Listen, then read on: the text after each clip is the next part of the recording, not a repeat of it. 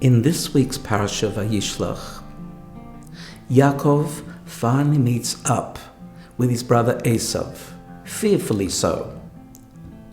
And he says, Im Lavan Garti, I lived with Lavan.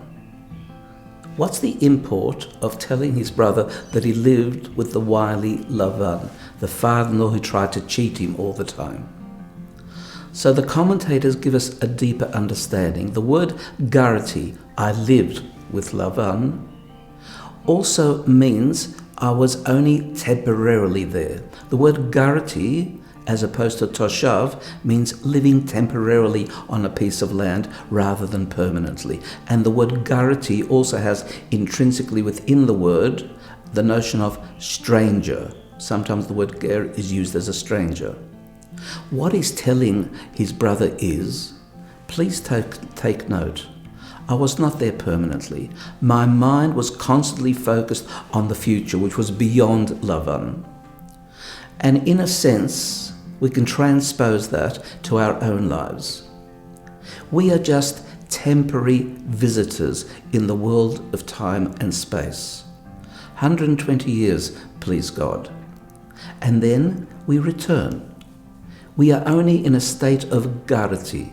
And not only that, we feel estranged, meaning we should not feel permanently there. It's a wonderful story. And the story is concerning a stranger who comes to a house of a Rebbe, and he's carrying a suitcase because he's going to spend overnight. And the Rebbe asks the stranger, and tell me, where do you live? And he tells him in his house. What is your house like? Oh, it's got beautiful furnishings, I'm a wealthy person, etc. So he says, but you're only carrying a suitcase. He says, of course, because I'm only on a journey. So the Rebbe, who lives very humbly, says, we are all on a journey. That's why I'm practically living out of my suitcase. Mission this week, recognize life is temporary. Value what truly is valuable. Don't get too connected to the land, to the Lavan, to the world that often doesn't deal with us in the way that it should, ethically and morally, especially us, the Jewish people. Always have a sense of estrangement.